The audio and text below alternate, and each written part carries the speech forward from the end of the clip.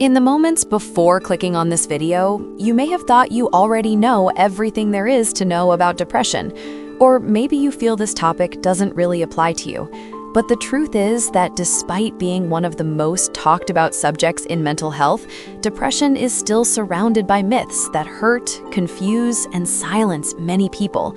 Myths that make someone feel weak, guilty, or flawed for struggling. Today, we're going to talk about exactly that. We're going to calmly and respectfully break down the most common myths about depression, creating space for accurate information, empathy, and understanding. And before we continue, if this kind of content resonates with you, consider liking the video, subscribing to the channel, and turning on notifications. This small action helps WellState continue sharing reliable and compassionate content with more people.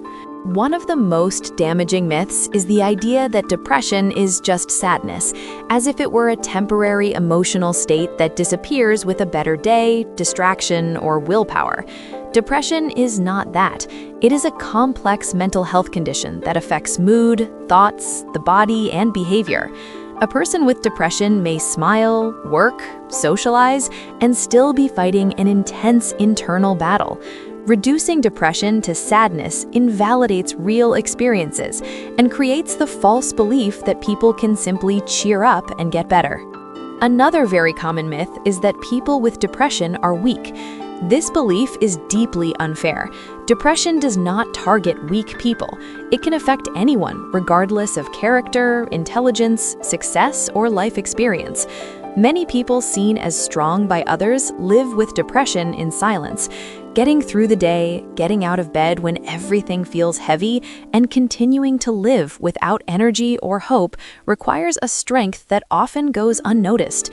Labeling depression as weakness only increases stigma and pushes people further away from seeking help. There is also the myth that depression always has a clear cause, that only people who have experienced trauma, loss, or major hardship can become depressed. While painful life events can trigger depression, it does not always come from something visible or specific. Depression can be influenced by biological, genetic, hormonal, psychological, and social factors. Many people feel confused or guilty for being depressed for no reason, when in reality, pain does not need an obvious explanation to be real. Another harmful belief is that depression is laziness or a lack of effort. When someone with depression struggles to get out of bed, shower, or complete simple tasks, it is not because they don't care or aren't trying. Depression directly affects energy, motivation, and the ability to feel pleasure. The mind and body enter a state of deep exhaustion. Judging this as laziness only reinforces guilt and shame, making recovery even harder. There's also the myth that talking about depression makes things worse. Many people believe silence protects, when in fact it isolates. Talking about depression in a safe and supportive environment can be freeing. Conversation doesn't create the illness, it reveals what already exists. Dialogue opens the door to support, treatment, and understanding. The problem is not talking, but talking without empathy, listening, or accurate information. Another widespread belief is that depression is always obvious, that you can easily tell when someone is struggling. In reality, many people become experts at hiding their pain. They function, meet responsibilities, and appear fine on the outside. That does not mean they are not suffering. Silent depression is real and dangerous precisely because it often goes unnoticed, even by the person experiencing it. There is also the idea that depression will simply go away on its own if someone waits long enough. While some people may experience milder or temporary episodes, depression often requires professional support. Ignoring symptoms and hoping time will fix everything can lead to a worsening condition. Seeking help is not a sign of failure, but an act of self-care. Finally, there is the myth that people with depression are sad all the time. Depression can show up in many ways: irritability, emotional numbness, extreme fatigue, difficulty concentrating, changes in sleep, and appetite issues are all common signs. Sometimes the feeling isn't deep sadness, but an ongoing sense of emptiness or disconnection from life, and that is depression too. These myths didn't appear overnight. They are the result of misinformation, fear, and generations of silence around mental health.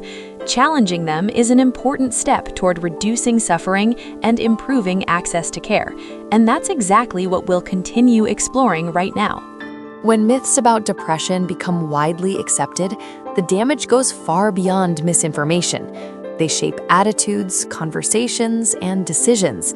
Many people avoid seeking help because they believe they are overreacting, that they should handle everything alone, or that no one will take them seriously. Guilt becomes part of the illness.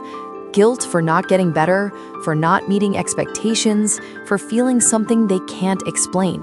And this emotional weight makes the condition even heavier. Another common myth is the belief that antidepressants change who you are or create dependency. When prescribed and monitored by a professional, medication is not meant to erase personality, but to help regulate brain chemistry that is out of balance. Just like with other health conditions, medication can be an important tool in treatment. Not everyone needs it, and not every treatment involves medication, but demonizing it prevents many people from accessing care that could significantly improve or even save their lives. There is also the myth that children and teenagers cannot experience depression. This belief is especially dangerous. Depression can affect people at any age. In younger individuals, symptoms may not appear as obvious sadness, but as irritability, withdrawal, declining school performance, behavioral changes, or frequent physical complaints. Dismissing these signs as just a phase can delay essential support. Another misconception is that people who talk about depression are just seeking attention. In most cases, speaking up is a cry for help, even if indirect. It's a way of saying, "I'm struggling and I don't know how to handle this alone." Minimizing these expressions can push someone further into silence. Taking what people say about their pains seriously is a simple but powerful act of care. There is also the belief that successful people cannot be depressed, as if financial stability, career achievement, or recognition were emotional armor. Depression does not discriminate based on status. It affects artists, professionals, students, parents, public figures, and ordinary people alike. Equating external success with internal well-being creates a false narrative and hides the suffering of many. Another harmful myth is the idea that depression is a choice.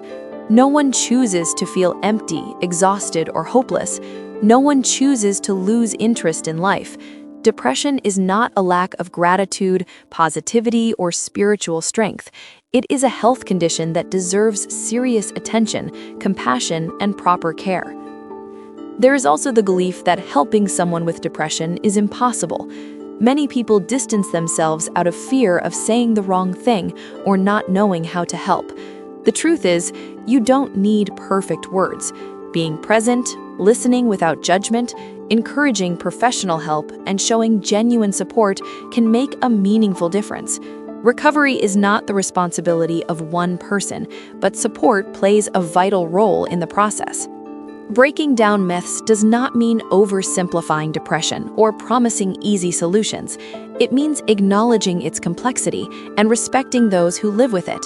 Accurate information reduces stigma, strengthens open conversations, and creates safer spaces for people to talk about their mental health. If something in this video resonated with you, know that you are not alone. Your pain is valid, even if others cannot see it. And if you know someone living with depression, your empathy might be the support they need. Small changes in how we talk and think about mental health can truly save lives. If this content helped you, leave a like, share it with someone who might benefit, subscribe to the channel, and turn on notifications. Here at WellState, our mission is to provide clear, responsible, and compassionate information about well-being, mental health, and quality of life. Thank you for being here, take care of yourself, and we'll see you in the next video.